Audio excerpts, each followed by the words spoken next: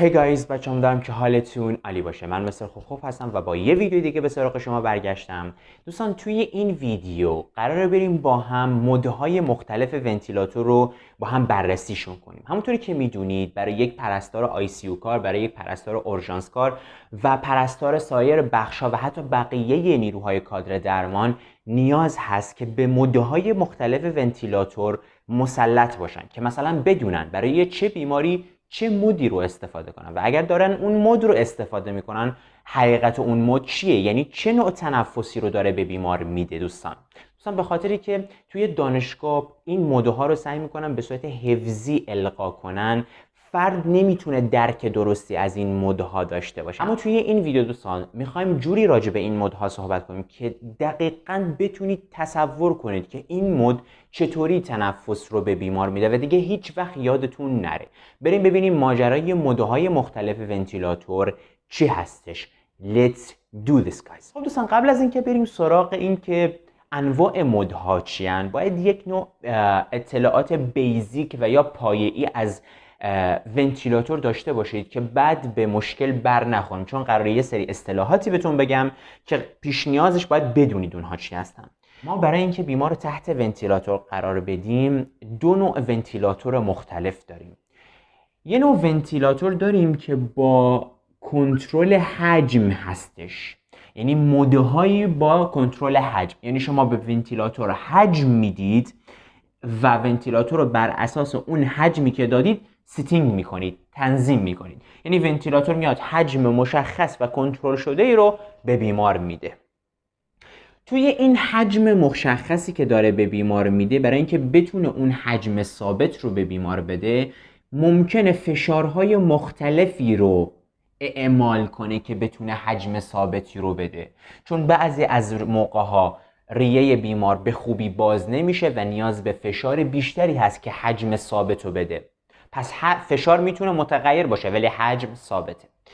در نوع دوم ونتیلاتورها نوع پی کنترل هستش یا فشار ثابت هستش.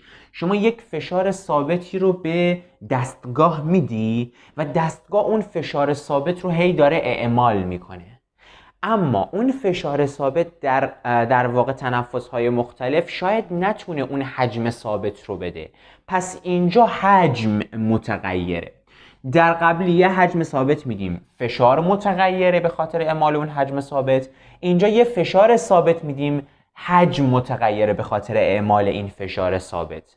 پس دو تا چیز مختلفن و بهتره بهتون بگم که یکی از پر استفاده ترین و معمولا ما فقط این رو میبینیم در بیماران وی کنترل هستش یا همون حجم ثابته. یعنی ما یک حجم ثابت رو میدیم، فشار تغییر پیدا میکنه که اون حجم ثابت رو بده. چرا این از این پر استفاده تره؟ چون دوستان اینکه ما بخوایم یک فشار ثابت رو بدیم، خیلی بیماران کمتری به فشار ثابت دارن. بیشتر بیماران نیاز به یک حجم ثابت دارن. حجم تنفس برای ما مهم هستش. خب اینو می‌خواستم بهتون بگم که تفاوت بین ونتیلاتور فشاری و حجمی رو توی ذهنتون داشته باشید.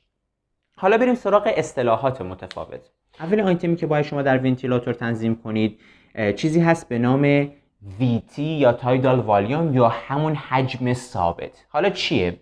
دوستان اون کل حجمی که در یک تنفس قراره به بیمار بدید هستش. مثلا شما میخواید در یک تنفس به بیمار 500 تا میلی لیتر حجم بدید، یعنی 500 سی سی هوا بدید. خب اینجا میایید همین رو وارد میکنید. مثلا من میخوام در یک تنفس به بیمار 500 سی سی هوا بدم. با توجه به وزن میتونن حجمها مختلف باشن. مثلا در اطفال ممکنه یک فرد 100 سی سی بگیره، در یک بزرگسال ممکنه حجمش زیاد باشه و نیاز مثلا به 700 سی سی حجم هوا داشته باشه. پس در یک تنفس ما چقدر میخوایم حجم هوا به بیمار میدیم؟ به این میگن VT هستش که تنظیم میشه و به CC هستش. این یکی.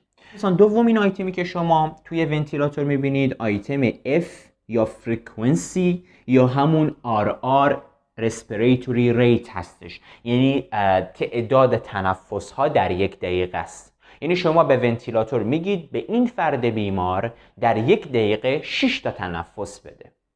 که با F نشون داده میشه یا همون فرکانسی، یا در بعضی از ونتیلاتورها به صورت RR نشون داده میشه یا همون ریت تنفسی، بیشتر به صورت F یا همون فرکانسی نشون داده میشه. پس F یا RR نشون دهنده تعداد تنفس در یک دقیقه هستش. FiO2 یا در واقع دوستان میزان غلظت اکسیژن در هوای داده شده هستش. یعنی شما میایید به ونتیلاتور میگید از این 500 سی سی که داری به بیمار میدی چند درصدش اکسیژن باشه، خب، و چند درصدش هوا باشه. پس متفاوت هستش که میتونه بین 35% الی دوستان 100% تغییر پیدا بکنه. مثلا شما میخواید از این 500 سی سی هوایی که به بیمار بدید 100%ش اکسیژن باشه، چون مثلا اکسیژن بیمار دچار هایپوکسی شده، اکسیژنش افت پیدا کرده و ما میخوایم 100% اکسیژن به بیمار بدیم. یا مثلا بیمار میخوایم متناسب باشه، یعنی متوسط باشه، نمیخوایم 100% بدیم که مسمومیت با اکسیژن رخ بده، نمیخوایم خیلی کم بدیم. خب میایم مثلا خیلی اغلبا اینطور تنظیم میشه 50% تنظیم میشه، یعنی 50% از هوایی که داده میشه اکسیژن هستش. این میشه FiO2. این تصور رو توی ذهنتون راجع به FiO2 تصحیح کنید. پس مثلا 50% از اکسیژن از هوایی که داده میشه اکسیژنه که معمولا 50% تنظیم میشه، بالا پایین میشه، بسته به شرایط بیمار داره. یکی دیگه از آیتم هایی رو که مطمئناً میشناسیدش آیتم P هستش یا PEEP یا فشار مثبت انتهای بازدمی. شاید با این اصطلاح حفظش کرد، ولی چون اصطلاح سختیه فشار مثبت انتهای بازدمی توی ذهنتون قرار نمیگیره. دوستان بیاید بهتون بگم فشار مثبت انتهای بازدمی یعنی چی. خب بیاید تصور کنید یک ریه رو در نظر بگیرید و شما دارید به اون ریه هوا میدید، درسته؟ با ونتیلاتور دارید به اون ریه هوا میدید، حجم میدید. خب وقتی که اون هوا رو به ریه میدید، ریه باد میشه، آلوئول ها باد میشن. بعد از اون مدت هوایی که به ریه دادید، خب این هوا باید بازدم بشه و پرت بشه بیرون، درسته؟ خب این هوا بعد از اون دم بازدم میشه و از دول تراشه پرت میشه بیرون، برمیگرده به سمت ونتیلاتور. این مرحله دوم. حالا ما وقتی که داریم در حین بازدم اون هوا رو پرت میکنیم به سمت بیرون، اون آلوئول ها خب دارن جمع میشن دیگه، چون هوا داره ازشون خارج میشه، اون کیسه های هوایی ریه. ما نمیخوایم اون کیسه های هوایی ریه بسته بشن، کلاپس بشن. چرا؟ چون اگر کلاپس بشن در واقع حجم بعدی که میخواد ونتیلاتور به ریه وارد کنه خیلی سخت باز میشن و حجم اصلی به بیمار داده میشه. پس ما نمیخوایم کلاپس بشن، میخوایم باز بمونن مقداری. و اگر بخوایم باز بمونن مقداری باید یک فشاری رو انتهای بازدم، اون موقعی که ممکنه بسته بشن دیگه، بازدم تموم شده، هوایی توی ریه نمونده، اون انتهای بازدم میخوایم یک فشار اعمال کنیم که این آلوئول باز بمونه. ما به اون میگیم فشار مثبت انتهای بازدمی. اون فشاری که نمیذاره آلوئول ها بسته بشن، ما به اون میگیم پیپ، میذاره آلوئول ها باز باشن و آماده برای دریافت تنفس بعدی باشن. پس ما به اون میگیم پیپ. پیپ معمولا بین 5 الی 20 تنظیم میشه فشارش. خوبه که بین 5 الی 20 تنظیمش کنیم، کمتر از 5 تنظیمش نکنیم، یعنی صفر نذاریم. چرا؟ چون اگر صفر بذاریم این کلاپس میشه آلوئول و سخت میشه ورود مجدد هوا، ممکنه کلاپس بمونه. خب پس نباید صفر قرارش بدید، 5 الی 20. حالا بسته به اینکه چقدر کلاپسه، چقدر بیمار مشکل انسدادی داره، این پیپ ممکنه افزایش پیدا کنه تا موقعی که در واقع کلاپس بودن ریه رفع بشه. ممکنه پیپ رو ببریم حتی تا 20. ولی حواستون باشه از باروتروما یا تروما به آلوئول ها جلوگیری بشه، چون اگر پیپ رو زیاد قرار بدید، پیش از اندازه قرار بدید، ممکنه باعث ترکیدن اون آلوئول ها بشن. پس اون تصور از پیپ توی ذهنتون اومد. یکی دیگه از آیتم هایی که باید ست کنید در بعضی از مودها PS یا در واقع پرشر ساپورت هستش یا حمایت فشاری. در حمایت فشاری شما یک فشار مثبتی رو در دم القا می‌کنید که بیمار در هنگام در واقع دم یک فشاری رو داشته باشه که حمایتش کنه ورود حجم رو به داخل ریش. این میشه PS که در ادامه بیشتر راجبش صحبت میکنه. آیتم بعدی IE هستش، یعنی نسبت دم به بازدم تایمش چقدر باشه. مثلا اگر نسبت دم به بازدم 1:2 باشه، یعنی تایم دم اگر 1، تایم بازدم 2 برابر تایم دم هستش. این شکلی تنظیم میشه که البته بستگی به میزان وضعیت بیمار هستش دوستان. مثلا ما اگر میخوایم CO2 بیشتری رو از بیمار خارج کنیم، مثلا 1:3 میذاریم، یه دم 3 برابرش بازدم بشه که میزان CO2 بیشتری پرتاب بشه بیرون. به این شکل تنظیم میشه. اصطلاح بعدی PP هستش یا در واقع پیک هستش، حد اکثر فشاره که بیشتر در نوعهای فشاری تنظیم میشه، یعنی ونتیلاتور تا چقدر فشار بده و بعد نگه داره و بازدم ایجاد بشه. اون حد اکثر فشار رو میگن پیک یا در واقع فشار قله. ما در بعضی از مدها میتونیم این رو تنظیم بکنیم. خب دوستان بریم سراغ مدهای مختلف ونتیلاتور. من اینجا مدهای اصلی و مهم رو براتون بگم و یا مثلا مدهای IMV و یا MMV رو بهتون نمیگم، اونا مدهایی هستنش که شما توی ونتیلاتورهای عادی نمیبینید. من میخوام مدهایی رو بهتون بگم که کاربردی باشه براتون، که توی ذهنتون بشینه و در طول کادر درمانتون، در طول کار در کادر درمان براتون مفید باشه، نه صرفاً حفظ کردن. پس بیاید بهتون بگم.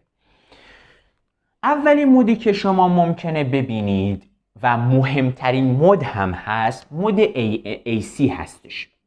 مود AC SS کنترل نامیده میشه که در بعضی از مواقع بهش میگن CMV. چرا؟ اسم قدیمیش CMV بود. توی مود CMV ما چیزی به نام کمکی نداشتیم، فقط کنترل شده و اجباری داشتیم. ولی بعدها ونتیلاتورها اومدن و در واقع اومدن آپدیت شدن و علاوه بر مود کنترل شده یه مود اسیست بهش گذاشتن کمکی و شد AC. و الان ما این مود رو میبینیم معمولا توی ونتیلاتورها، نه CMV رو. حالا مود AC چی هستش؟ مود اجباری کنترل شده.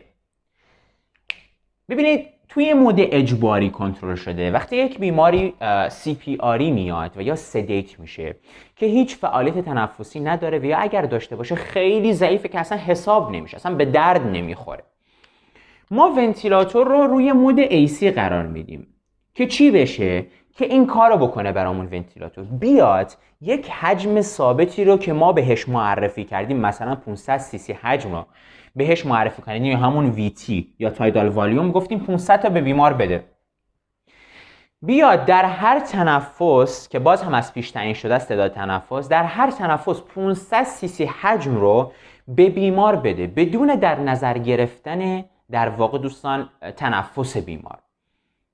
به بیمار 500 cc حجم رو بده کامل. پس میاد یک میزان ثابت حجم رو به تعداد ثابت تعداد تنفس در 1 دقیقه به بیمار میده. توی این نوع مود ونتیلاتور ما میایم حجم یک تنفس رو تعیین میکنیم، پس VT رو تعیین میکنیم، بعد میایم تعداد تنفس در دقیقه رو تعیین میکنیم. مثلا میخوایم بیمار در دقیقه 16 تا تنفس بگیره، یا مثلا میخوایم در بیمار در دقیقه 12 تا تنفس بگیره. خب F یا RRش رو 12 وارد میکنیم، هر تنفس 500 cc حجم بگیره.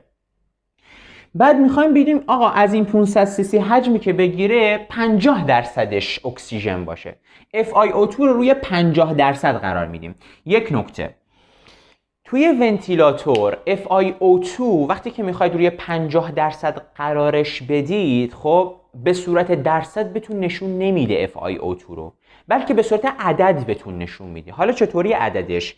ببینید 1 در FiO2 یعنی 100%.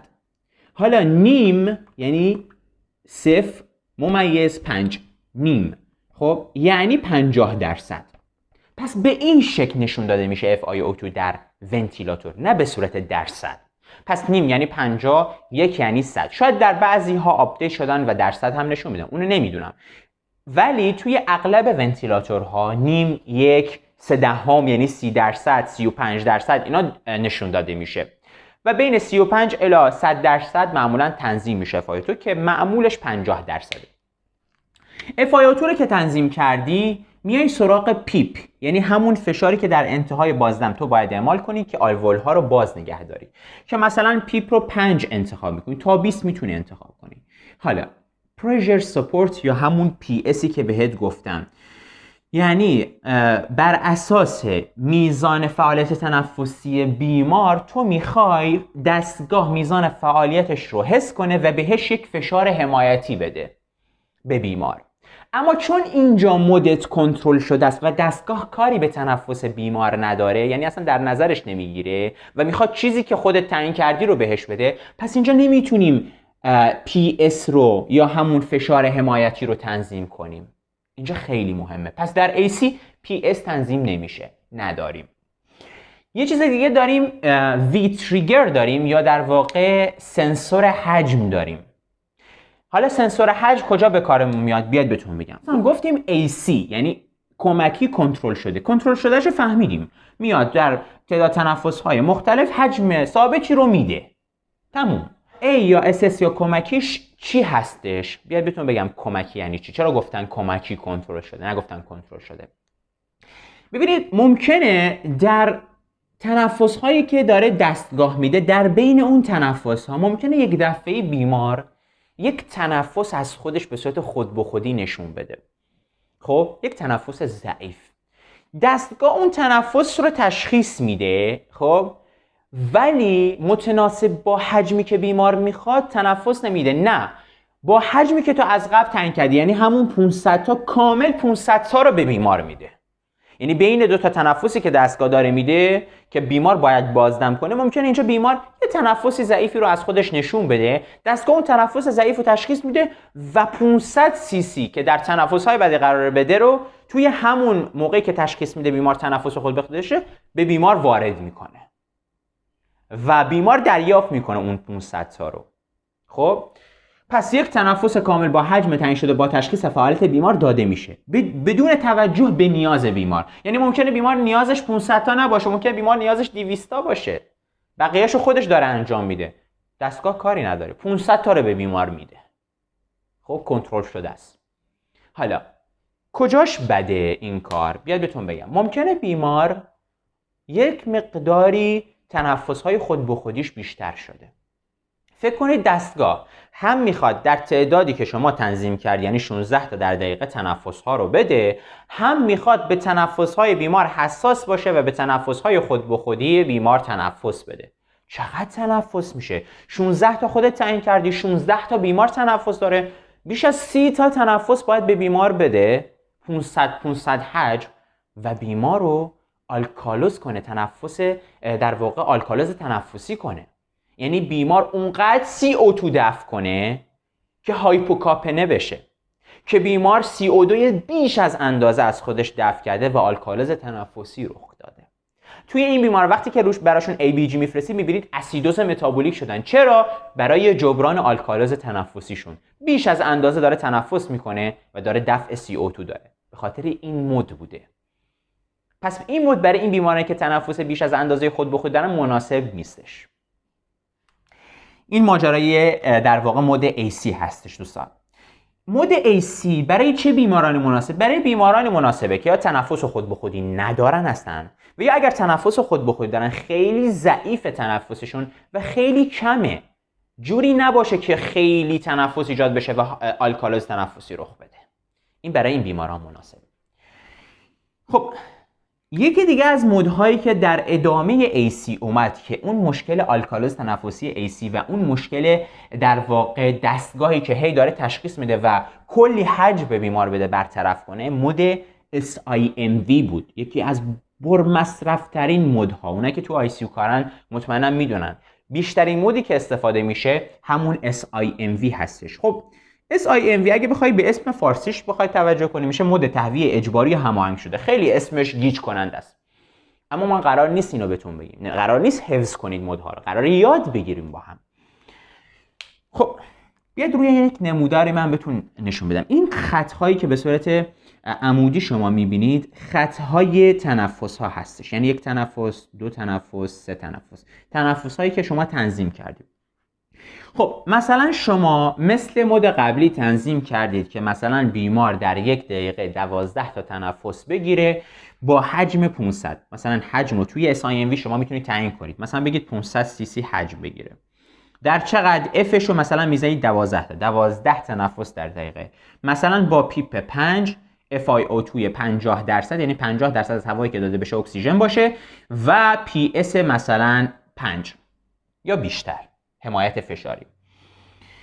خب حالا چه اتفاق میفته در SIMV؟ بیاید بهتون بگم. ببینید وقتی که اینطوری تنظیم کردید دستگاه در جاهایی که باید تنفس داده بشه، اون 16 تا یا 12 تایی که شما تنظیم کردید، میاد مثل قبل، یعنی مثل AC 500 cc حجمی که شما تنظیم کردید رو به بیمار میده. اینجا 500 میده، اینجا 500 میده، اینجا 500 میده و همینطور 500 تا در جاهایی که تعیین کردید رو میده ونتیلاتور به بیمار. اما تفاوت این مد با این مد اینجا میاد که بین 2 تا تنفسی که ایجاد میشه در مد قبلی، هر جا که بیمار از خودش تنفس خود به خودی نشون میداد کل 500 تا رو به بیمار میداد. اما توی این مد، توی مد SIMV، وقتی که تنفس بین این 2 تا تنفسی که دستگاه قراره بده تنفس خود به خودی ایجاد کنه، دستگاه نمیاد حجمی که شما از پیش تعیین کردی رو به بیمار بده، یعنی 500 تا رو به بیمار میده، کاری که AC میکرد. این کار نمیکنه، نه، میذاره بیمار خودش تنفس بکشه و با قدرتی که خودش ایجاد میکنه حجم بکشه. یعنی حجم رو دستگاه تعیین نمیکنه، حجم و میزان قدرتی که بیمار میخواد بکشه، قدرت مکش ریه های بیمار تعیین میکنه به میزانی که نیاز داره بیمار. خب اینجا دستگاه چطوری میاد به بیمار کمک میکنه؟ میاد اینجا شما PS تعیین میکنید، در قبلی PS تعیین نمیکرد، اینجا حمایت فشاری تعیین میکنید. یعنی وقتی که بیمار داره نفس میکشه و از خودش فعالیت خود به خودی ایجاد میکنه، دستگاه بیاد یک فشار برای بیمار، یک فشار حمایتی برای بیمار اعمال کنه که بیمار با اون فشار هوا رو بکشه داخله. حجم نمیده، فشار میده دستگاه بشه، فشار حمایتی کمکش کنه دستگاه، صرفاً کمک کوچیکی هستش به بیمار. پس اینجا بیمار تنفس‌های خود به خود رو به راحتی انجام میده. وقتی که برسه که دستگاه تنفس بعدی رو بده به بیمار 500 cc، یعنی 500 تایی که شما تعیین کردی رو مثل AC به بیمار میده. حالا بیمار اگر توی اون لحظه که دستگاه میخواد 500 تا بده یه تنفس خود به خودی داشته باشه، دیگه اینجا دستگاه تنفس خود به خودی بیمار رو در نظر نمیگیره، مثل قبلی 500 cc بهش در واقع حجم میده.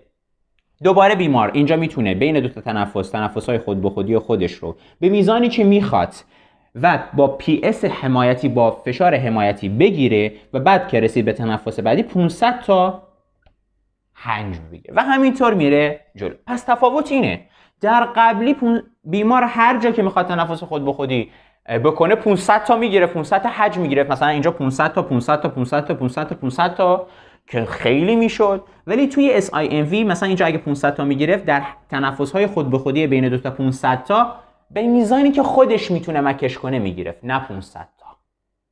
این خیلی مهم بود. برای چه بیمارانی خوبه؟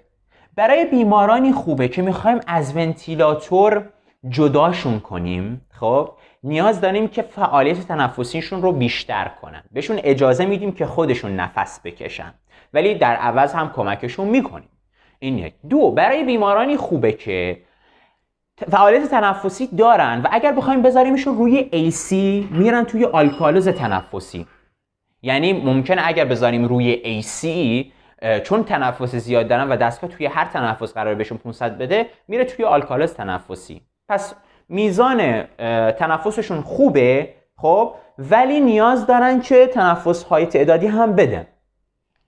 برای این بیمارها که میزان تنفسشون قوی هستش و ریهشون خوب و قویه، بهشون SIMV میدیم، بهشون AC نمیدیم. AC بیشتر به اونایی که سدیت، اونایی که فلج عضلات سینه دارن، اونایی که عضلاتشون خیلی کم کار میکنه و خطر آلکالوز نداشته باشن. این دوتا از مهمترین مودهایی هستش که باید شما بدونید دوستان، خیلی مهمن و تفاوتشون رو باید بدونید. حالا بریم سراغ مود بعدی.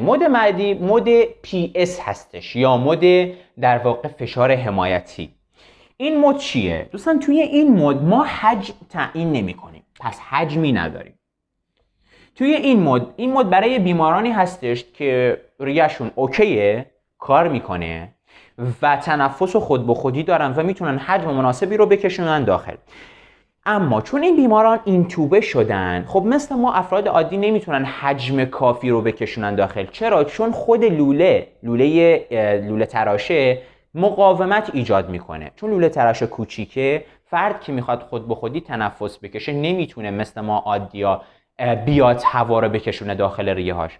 اون لوله مقاومت ایجاد میکنه. برای شکستن اون مقاومت ما یک در واقع حمایت فشاری ایجاد میکنیم، یک فشار مثبت در حین دم، نه بازنم، در حین دم ایجاد میکنیم که میتونیم توی این دستگاه میزان این فشار رو تعیین کنیم، پیپ بذاریم برای بیمار که کلاپس نشه و FiO2 از این میزان هوایی که از ونتیلاتور بگیره چه مقدارش در واقع اکسیژن باشه، مثلا 50% اکسیژن باشه. اینجا ما VT تعیین نمی کنیم، RR یا F تعیین نمی کنیم که میزان تنفس، تعداد تنفس چقدر باشه. تعداد تنفس رو خود بیمار تعیین میکنه، حجم رو خود بیمار تعیین میکنه، ما فقط یک حمایت فشاری ایجاد میکنیم براش. این ماجرای PS هستش. اما الان بریم سراغ یک سری از مدهای پیشرفته که الان دیولاپ شدن، یعنی الان ایجاد شدن و جدید هستن. شاید اینا رو نشناسید، در یک سری از ونتیلاتورهای خیلی پیشرفته و تخصصی وجود دارن که بیا بهتون بگم ماجراش چیه. این مدها رو بیشتر اون دوستانی که توی ICU کار میکنن و با اون ونتیلاتورهای پیشرفته سر و کار دارن میشناسن. یکی از این مدها مد PRVC هستش. مد PRVC خیلی جالبه. اسمش هست Pressure Regulated Volume Control، یعنی فشاری که تنظیم شده بر اساس حجم کنترله. خیلی اسمش سخته ولی نگران نباشید، بیاید بهتون بگم ماجراش چیه. ببینید توی این نوع مود ما میایم یه سری از آیتم ها رو فیکس میکنیم. بیاید بهتون بگم یه FiO2 که شما میدونید، یه دونه پیپ که شما میدونید، یه دونه تعداد تنفس که شما میدونید. اما چیزی که شما نشنیدید اینه که والیوم تارگت هستش یا حجم هدف هستش. ما میخوایم که بیمار 500 سی سی حجم بگیره، درسته؟ 500 سی سی حجم بگیره و هدف ما 500 سی سیه، ولی چون ریه های بیمار ضعیف هستش ما نمیخوایم یک دفعی فشار وارد کنیم و ریه ها بترکن و یا آسیب ببینن. توی این بیمار میخوایم آروم آروم به اون 500 سی سی برسیم و دستگاه اونقدر هوش داشته باشه که بدون اون 500 سی سی رو نگه داره، کم یا زیادش نکنه. خب یعنی در 500 سی سی نگهش داره ولی آروم آروم به اون 500 سی سی برسه. میدونی چی میگم؟ از این مود استفاده کنیم. بیاید بهتون بگم. ببینید اینجا رو شما فشار در نظر بگیرید، این همون فشار حمایتیه. خب دوستان این فشار ماست. حالا دستگاه در ابتدا میاد به صورت تست، مثلا شما 500 تا حجم هدف بهش وارد کردید، حجم هدف V تارگت بهش شما 500 سی سی بهش گفتید که آقا حجم هدف ما 500 تاست. دستگاه میاد به صورت تست یک فشاری رو وارد میکنه و میبینه مثلا با این فشار 450 تا ریه حجم پر شد ولی ما 500 تا میخوایم. خب میگه این فشاری که مثلا 20 بوده 450 تا پر کرده. آروم آروم میاد فشار اضافه میکنه در تنفس‌های بعدی که میشه تنفس بعدی 460 تا، تنفس بعدش 470 تا، همینطور فشار میبره بالا و تنفس بعدیش میشه 500 تا. آروم آروم فشار رو اضافه میکنه که برسه به وی هدف، حجم هدف، که بیمار آسیب نبینه یک دفعه فشار رو بندازه بالا. این خیلی مهمه. و اگر از اون 500 تا رد شد، یعنی فشار رفت بالا مثلا شد 550 تا، دستگاه میاد آروم آروم اون فشار رو کمتر میکنه که برسه به 500 تا دوباره. اگر کمتر از 500 تا شد، مثلا شد 470، دستگاه دوباره بیاد فشار رو آروم آروم اضافه کنه و برسونه دوباره 500 تا و در یک ریت 500 تا نگهش داره. درسته بالا پایین میشه ولی میانگینش 500 تاست. خب آروم آروم میارتش به 500 تا، اگه بره پایین دوباره آروم آروم میارتش به 500 تا. خیلی جالبه این مود برای افرادی که ممکنه باروتراما بهشون وارد بشه. و دوستان مود بعدی که میخوام بهتون بگم مود در واقع دوستان APRV هستش، Airway Pressure Release Ventilation، یا در واقع مود فشاری تخلیه‌ای هستش. بیشتر برای ARDS ها، اون بیمارانی که مشکلات انسدادی دارن استفاده میشه. توی این نوع دوستان مود شما میاید FiO2 یا همون درصد تنظیم میکنید، ولی 4 تا پارامتر جدید رو تنظیم میکنید. حالا این پارامترهای جدید چی هستن؟ شامله پی های یا در واقع فشار بالا، پی لو یا فشار پایین، تایم های یا تایمی که در فشار بالا اجرا میشه و تایم لو یعنی تایمی که در فشار پایین اجرا میشه. حالا اینها چی هم بیام بهتون روی نمودار بگم. توی این نوع مود شما وقتی که فشار بالا رو مثلا 30 در نظر بگیرید و فشار پایین رو 5 در نظر بگیرید، دستگاه میاد یک فشار بالا رو به بیمار اعمال میکنه، یعنی 30 تا که در نظر گرفتید فشار بالا رو به بیمار اعمال میکنه و میرسونه به 30. و بعدش میخواید بگید آقا چقدر توی فشار 30 بمونه بیمار؟ این میشه تایم بالا، یعنی بگید آقا بیمار به اندازه 5 ثانیه در فشار 30 بمونه و بیمار به اندازه 5 ثانیه توی فشار 30 میمونه. و بعد از اون فشار پایین رو شما تنظیم کنید، مثلا فشار 5. دستگاه میاد فشار روی 5 میاره پایین که بیمار بتونه بازدم کنه. و بعد شما با تایم پایین تعیین میکنید که چقدر بیمار روی فشار پایین بمونه. مثلا تعیین میکنید که نیم ثانیه روی فشار پایین بمونه، نیم ثانیه بیمار روی فشار پایین بمونه و دوباره سیکل های بعدی تکرار میشه. دوباره بیمار میره فشار بالا، 5 ثانیه روی فشار بالا میمونه، میاد فشار پایین، نیم ثانیه روی فشار پایین میمونه، دوباره فشار بالا، 5 ثانیه روی فشار بالا، نیم ثانیه روی فشار پایین. همینطور ادامه پیدا میکنه. و اینجا بیمار دم بازدم دم بازدم. شاید اینجا بگید مستر ممکنه اینجا بیمار در فشار بالا دچار بازدم بشه. اشکالی نداره، دستگاه میتونه اینو تشخیص بده و سریع فشار بیاره پایین. این دستگاه هوشمنده، مشکلی در جنگ با دستگاه ایجاد نمیکنه. اما یکی دیگه از معروفترین مودهایی که شما ممکنه ببینید CPAP و BiPAP هستش. CPAP و مود BiPAP یکی از مهمترین مودهای ما هستن دوستان، که به صورت غیر تهاجمی استفاده میشن، یعنی برای بیمارایی استفاده میشن که لوله تراشه ندارن. برعکس ماسک های مثلا NIV دارن، ماسک های صورت فول ماسک دارن، یعنی ماسک های کامل صورت دارن، یا ماسک بینی دارن. مثلا اگر ما نخوایم به بیمار رو در واقع تهاجمی لوله تراشه بذاریم، از این ماسک ها میتونیم استفاده کنیم. خب برای این کار ما 2 تا مود داریم، یه CPAP داریم، یه دستگاه CPAP، یه دستگاه BiPAP داریم. حالا CPAP چیه؟ CPAP فشار مثبت و مداوم در دم و بازدمه. ما میایم برای اینکه این بیمار دچار تنگی نفس نشه، یا مثلا افرادی که شبانه یک دفعه‌ای آپنه میشن به خاطر که کلاپس آلوئول ها رخ میده، ما نمیخوایم این اتفاق بیفته. یک فشار مثبتی رو در طول دم و بازدم به صورت مداوم اعمال میکنیم اون فشار مثبت رو، که بیمار آلوئول‌هاش باز بمونن و دچار کلاپس آلوئول نشه. در آسمی ها، در COPD ها، در اونایی که آپنه شبانه دارن خیلی مهمه. وقتی که شما یک فشار مثبت رو اعمال میکنید، فرد ممکنه در هنگام بازدم به خاطر اون فشار مثبت دچار مشکل بشه در بازدم، ولی کم کم بهش عادت میکنه.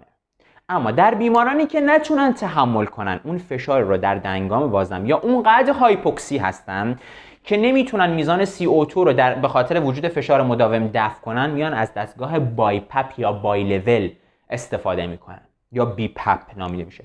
دستگاه BiPAP تفاوتش با CPAP اینه که CPAP در دم و بازدم یک فشار رو وارد میکنه، در دم مثلا 5، در بازدم 5 وارد میکنه. اما BiPAP اینطوری نیست.